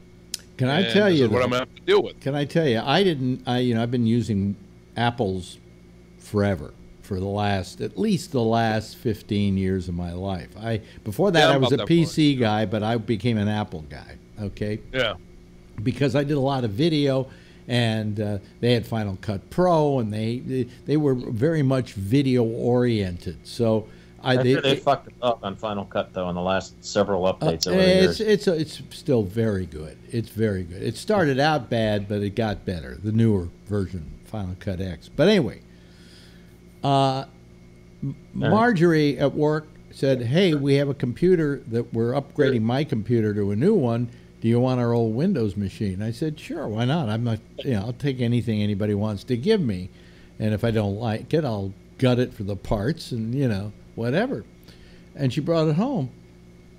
What I'm using for this show is a Windows machine, and I went, hey, Windows isn't bad. It used to suck, but it's not bad anymore, and it's not trying to be an Apple. And it's got a few problems and whatever, but I've had very little problems with this machine. You know? So I have to say that Windows has certainly won me back, and Apple, it's still the same old shit it's always been, Yeah. Why do you have to upgrade shit? Why it was fine the way it was. Yeah. Well, they can't upgrade too much. I mean, you look at what they come out with their big. They have this week-long thing, and they haven't really done a whole hell of a lot. No, except make my old machine obsolete. Yeah, that's exactly what they do. Is they make shit obsolete, and then you got to buy more shit. Yeah. You know, and I can't pisses me off. I can't buy another Mac Pro at the level that I have this one, because the new Mac Pros cost maybe several $1,000s more if you want the same thing. Yeah. All right. And so I'd have to get like, so I bought a Mac Mini from Phil, and that Mac Mini may become my major machine because it has a lot of power going for it. It's as good as my tower is here. It's just that I've got hard drives in it and everything, and I have to use externals. But I, you know, I just am a little upset by the fact that they can't even do something as simple as an upgrade without my machine fucking itself up. And then when on my other machine, this machine I have sitting over here, when I upgraded it the other day, I said, I'm not going to touch anything. I'll just let it do whatever it's going to do. And it finally upgraded to the, you know, it did the upgrade, right? But then I tried to make stuff work, and nothing was working. Everything was like frozen here, or frozen there, or doing this, or doing that. I had to reboot the machine 3 times before I got it to finally come back online in a right way. So, you know, I mean, fuck you, Apple. You know, once in a while I'm pissed because I come in here. Yeah, I sign off I reboot this machine every now and then, this Windows machine, and then they'll say, well, you can't reboot without upgrading. And I go, oh, fuck. But the upgrade takes 10 minutes, you know, and then I'm back working again. They realize people have to work, not sit around and wait for their so-called wonderful Apple to upgrade and take an hour to do it when they could reinstall the whole operating system in half the time. Yeah, I ran the same kind of thing with my mom. I bought her a laptop, right, for Christmas, and it was you know, she doesn't like electronics at all. I bought a cheap laptop because she had an old Windows, a Vista machine. Wow. It was a take a shit. And so we figured we'd buy her a little laptop, you know, a couple $100. She just likes email and surf the web, you know, go on to Food Network and look at recipes. Yeah. So I bought, you know, Windows 10 laptop, and I didn't want to get a Chromebook or nothing because, you know, you got to deal with the web and everything. Wait a minute. He's frozen. You're frozen, Kevin. Kevin's frozen. Kevin. Son of a bitch. Son of a bitch. You know, he's probably got, you know, bandwidth problems. Isn't this new world we live in wonderful? It's so carefree and everything works perfectly. Are you still there, Kevin? Can you hear us? Kevin, you're frozen. You're frozen right now. Hello. We're going to do a special on TV called A Night of 100 Technical Errors. Oh, there he is. There he is. He's back again. Yeah, it's probably my kid playing Minecraft in the other room, goddammit. That's probably what it is. Hey, knock it off, Sarah. Yeah. She's probably freezing. Give me a few bandwidth. Yeah. Yeah. You're like one of those ads on TV. She's got Minecraft. She's got the video, the iPad going over here. She's texting. She's doing 14 different things at once, and I get nothing. Anyway, I get this little laptop if I'm still there. I don't know if you can hear me or not. You sound like an ad for like Spectrum or one of those companies. Yeah. You know. Now I just upgraded to 100, but I'm not going to go into a Phil speech. Wait a minute. Up to 100? Most places are giving out 200. Yeah, I know. I'm up to 100. Yeah, anyway, so they do. I got this brand new laptop, and I think I've got, you know, a bunch of space on it for her to put her pictures on it and everything. And Windows says, "Oh, you got to update." and I can't even update the frickin' thing because the operating system and all the shit they put on it is at 29 gigs already, and I can't do the Windows update because of the hard, because it's loaded with shit already. And so I call around and they say, "Oh, well, you've got to go get an 8 gig hard drive and you got to go put an external drive." I said, "She doesn't want to do all that shit. How do I get rid of Xbox games and all this other bullshit?" Oh, well, that's already on there. And I go, "Why did I buy 30 gigs worth of space? And you used it all." So I couldn't update anything. I had to send it out to a guy, and he had to dick around with it and take a bunch of stuff. It was ridiculous. The drive inside is only 30 gigs? Yeah, because it was a cheap machine. But I figured there'd be enough space on there for her to put her recipes and her, pictures and look at email. That's all I wanted to do. Yeah. And I figured that was tons of space for her.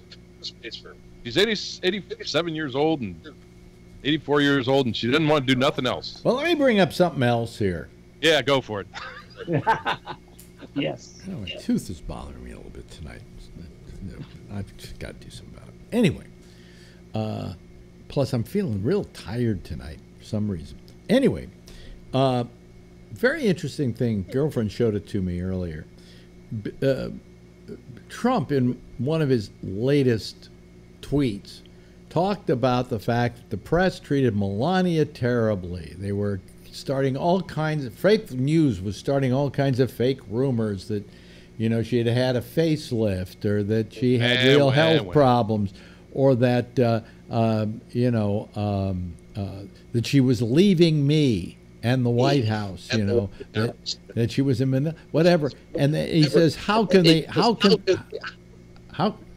now all of a sudden I'm getting slapped back. How can they do this to me? How can they do this to her? It's horrible.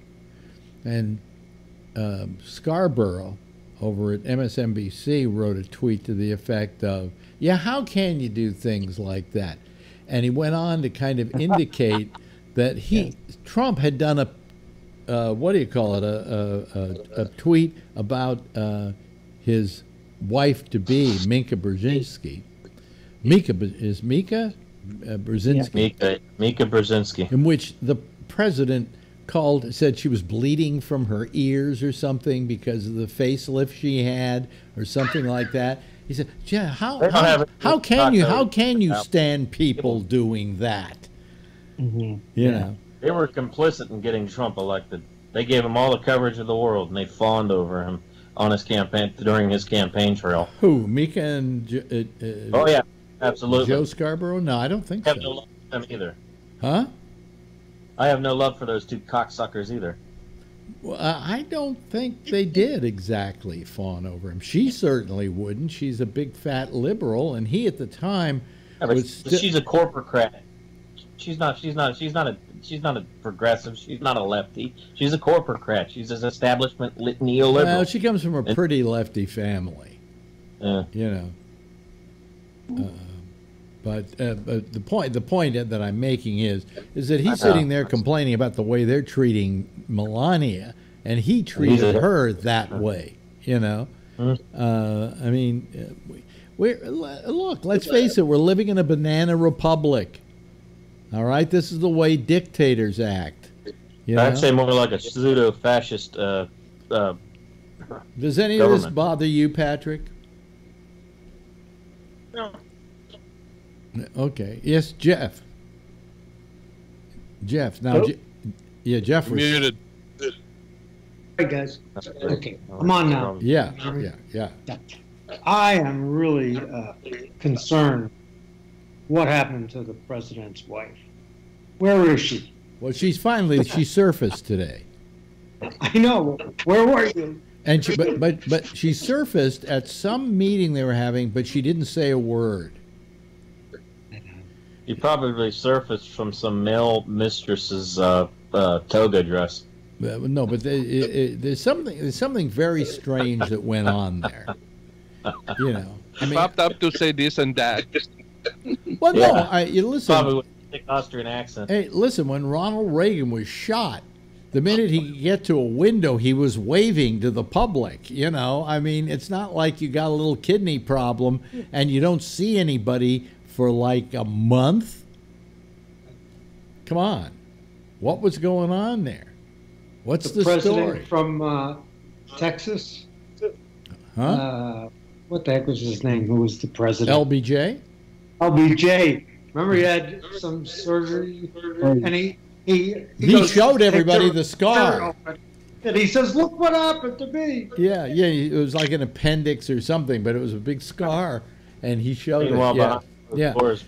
So she goes in for her little kidney thing, which I can't imagine what it was, you know, and she's out of sight for what? Almost a month?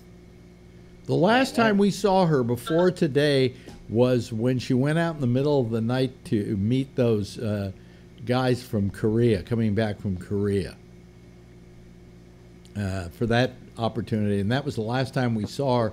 Then she went into the hospital, and then she completely disappeared. Yeah, she's looking for every excuse she can to stay away from her soon-to-be ex-husband. Now, years ago, Mamie Eisenhower used to disappear for months at a time, because they said she went to a beauty farm or something like that. She was out. They took her someplace to sober her up because she was a major drunk. You know. But in those days, the press never made a big question any of this. Oh, Mamie went to the beauty farm. Okay, fine. No, with Kennedy and his dalliances with other women, yeah. Oh, the press knew exactly who he was fucking and when he was fucking them, and it was never reported. It was considered. It wasn't they loved Kennedy or anything. It was just that you didn't do that. That was private business. You know, and it wasn't considered proper. Today, can you imagine Kennedy trying to survive under this? Nope. They do everything but have porno shoots of him penetrating his next mistress. Yeah, exactly. Undershots you see in porno flicks. Yeah, I mean, I interviewed a woman. They're doing to Clinton. I interviewed a woman. She was a stripper named Blaze Starr, and they made a movie about the governor of Louisiana and Blaze Starr. It was called Blaze, and she was a stripper and everything. And she did my show, and she says, "Yeah, I had sex with Kennedy." And I said, "Really?" She says, "Yeah, absolutely." He says, "The governor brought me up to meet him and said, 'Hey, keep him happy,' and so we fucked in a closet." And I said, "Why'd you fuck in a closet?" He said, because he had to have sex standing up because of his back. So she kept his little head up. Then, you talk about Bobby Kennedy. Everybody's going, how wonderful Bobby Kennedy was. I always figured Bobby Kennedy was one of the biggest creeps of all time. This guy was a lawyer for McCarthy, If you see the McCarthy hearings, you see Bobby Kennedy sitting to the right of him, to the left of him rather, and to the right of him is Roy Cohn. But they hated each other, didn't they? Who, Cohn and Bobby Kennedy? Bobby Kennedy and Roy Cohn. Roy Cohn, yeah, they hated each other because they felt competitive towards each other. Yeah, but anyway, so I never liked Bobby. But the thing that turned me off the most, you want to talk about the Me Too movement? These two guys, these two brothers, were double banging Marilyn Monroe. One night, one would go over and see him, and the next night, the other one would go over and see her. Oh. And they were two, they weren't doing it at the same time. And so, for all we want to talk about how wonderful Bobby Kennedy was, hey, he was one of the reasons I think she committed suicide was because of the fucking Kennedys. Yes, Tom. Well, today is actually the 50th anniversary of. And today is the 50th anniversary. Wow. No, I'm getting it. Yeah. Hold on a second. Let me turn the audio off for a second. I'm sorry, folks. Tomorrow night everything will be perfect. Of course, then that's when Phil's back. But Hey, 50th anniversary of the Bobby Kennedy. Bobby Kennedy dying. Yeah. I guess when you heard the news, Alex, you said, "Oh, I didn't like him anyway." Yeah. Well, I mean, I didn't. I was, yeah, I wasn't. I didn't feel good about it. I wasn't jumping for joy because he got killed, but I went, not, you know, he wasn't somebody that I was wedded to, you know.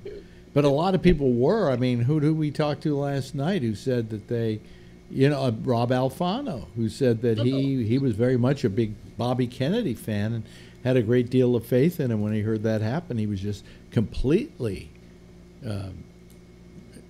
out of it. Just couldn't keep his feelings at bay. They were just, he was crying and everything. Yeah, I was with Eugene McCarthy myself. Huh? I was with Eugene McCarthy myself. Oh. However, I was too young to vote.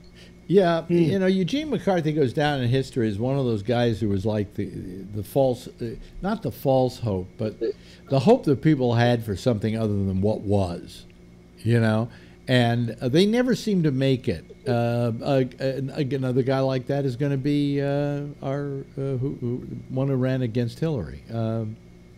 Sanders. Yeah, Barry Sanders. Barry Sanders. Larry Sanders, yeah. Larry. But Sanders is going to be another one of those. He's also one of those footnotes in history of people who made a real try at changing the way business was being done. You may be right about Bernie, Alex, but his ideology, what he has been preaching, it's going to continue exploding. Well, his philosophy has been consistent over the years. No one could ever say that he ever sold out his what? His philosophy is the litmus test. I will hold whoever runs against Trump in 2020. And if he or she turns out to be just as corporatic and backstabbing as Hillary Clinton, well, then guess what? I won't make the same mistake I made in 2016 by holding my nose and voting for a corporatist warmonger. I'll vote for a third party.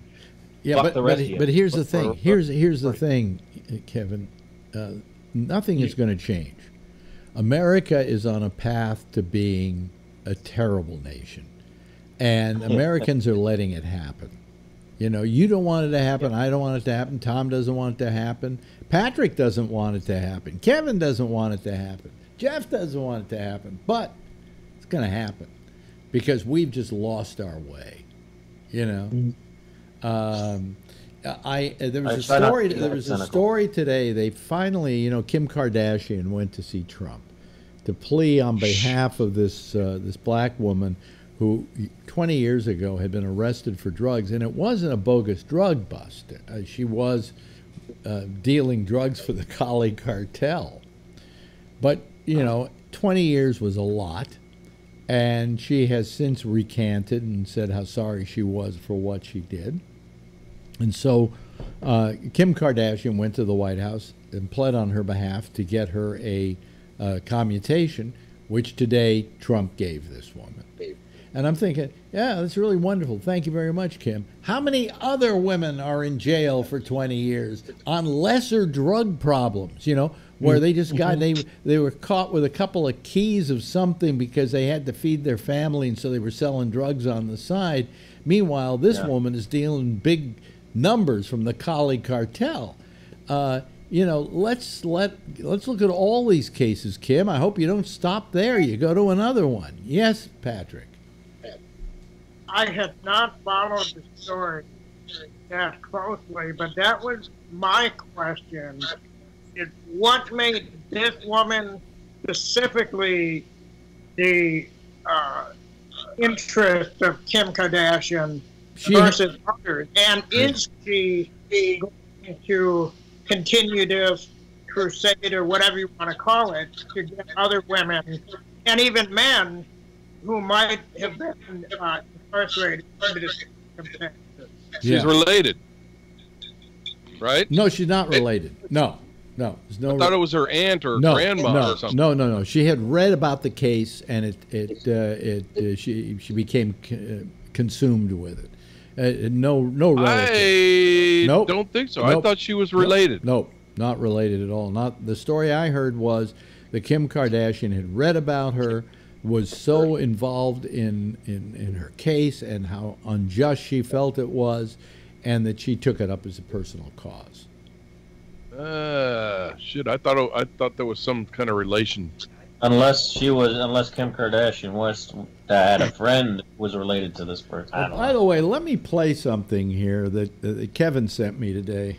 How'd you get this, Kevin? I was just watching TV and I recorded it. Well, how did you know to record this one? Now, this was what show? This was. It was. Was it? I don't know. One of those shows, and Casey was filling in. So this was Casey Hunt, or as I like to call her, Hasey Cunt. Hasey Cunt, yes. Yes. I was just wondering how long it was going to be before somebody made the mistake. She turned out and made the mistake herself, right? Yeah. Yeah. Listen to this. You have to listen kind of carefully. Named storms, with between 5 and 9 of those becoming potentially hurricanes, and 1 to 4 of them turning into major hurricanes. Here it comes. Joining us now with a closer look is Jeremy Konyndyk, former. So a cunt must have been on her mind, I guess, huh? You know. Is she going to be in trouble now? No, I doubt it. Continuing source of inspiration. Thank you for that one, Kevin. You're welcome. Yes, Jeff. So you're talking about Kennedy and making those decisions. I realized that over the years, I supported McCarthy for being president. Okay, Ross Perot and Bernie. Now, what does that mean about me? Well, you like the agony of defeat. It's obvious. You relish the agony of defeat. Just a rabble rouser like I am.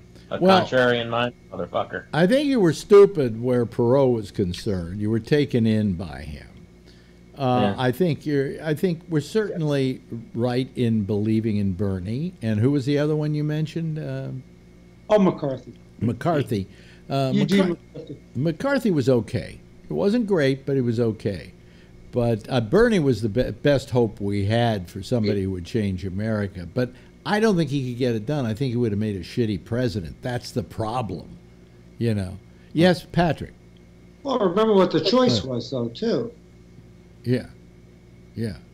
Mrs. Clinton, who I thought was pretty bad. Well, I didn't like Hillary. Believe me, a lot of us held our nose when we pulled that lever. I mean, I voted for her, but yeah, it was. Yeah. I wish I hadn't voted for her. But you felt you had to because you didn't want Trump to win. I voted third party before in my life, and local and national elections. But I held my nose and voted for that corporatist warmongering bitch. I've always been told by third party candidates that whenever you say that if you vote for a third party, you're not voting at all, that you're voting for the guy you don't want to win. Well, I've tried to inform them that that's absolutely true. That you're throwing your vote away on a third-party candidate for only one major reason: that this is a two-party system. If it were, which I hate. Yeah. Whereas you're pouring your vote away if you vote for one of the two parties. If you vote for the grips for the bloods. But what I'm saying is, you have no chance of winning by voting for that third party, but you have a chance of at least keeping somebody out by voting for one of the two parties. You know what I'm saying? Yes, Tom. Okay. First of all, I actually worked for Hillary Clinton, and I don't regret a minute of it. I really thought of all the candidates, she was probably the best qualified to be president. I would agree with that assessment. What I really want to say right now is we have having trouble with the. Okay, I just wanted to say here in California we are experimenting with a different primary system. We're getting a lot of flack for it. But now, really, explain quickly. Explain that primary system because I didn't get it either. It's the top two primary. In other words, the top two candidates, regardless of party, go on to the general election. So, in other words, you could have two people running as Republicans for governor. Two Democrats. Or two Democrats. In this case, Democrats. Yes, you have two Republicans. In the case of the Senate, as it was 2 years ago, we now will have two Democrats running against each other, Dianne Feinstein and Kevin DeLeon. Okay. Yeah. So I think that it gives an opportunity, especially on the local level, for some of these other parties like the Green parties or the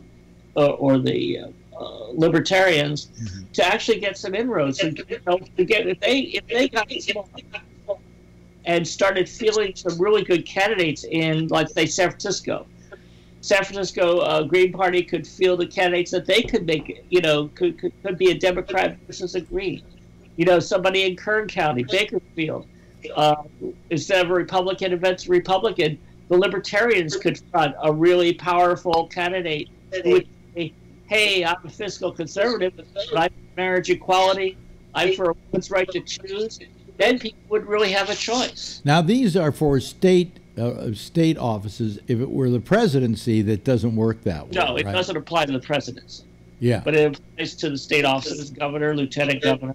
Yeah. So what happens is a whole gangbang of people decide to run for, say, governor, and so the top 2 vote getters are the ones who then get into the primary, get into the general election. 27 for governor on the ballot last night. Yeah. Really? But of those, there were about maybe five Democrats, 2 Republicans. Yeah. And now we've got Cox, who's a little Trump, and Gavin Newsom. Yeah. Little Cox. Yeah, he's a work of from art. everything I read, the news was just saying that Newsom has it sacked now. That he'll. I don't believe that. You don't think he can take this in a cakewalk? Well, I think he I think he will, but I don't know. I don't know. I've always liked Gavin Newsom. You got to remember, and people forget this. Where did the whole gay marriage thing start? Well, he's got that. Yeah. Oops. God damn it. He's got baggage behind him. Yeah, but what I'm saying is, he is the reason that we have gay marriage laws in this country now. Why it's accepted, I think, everywhere now. And he was the first salvo in that fight. He was the guy who said, I'm going to make gay marriage legal, or same-sex marriage legal in San Francisco. And not being gay himself. It wasn't like he was beating his own drum.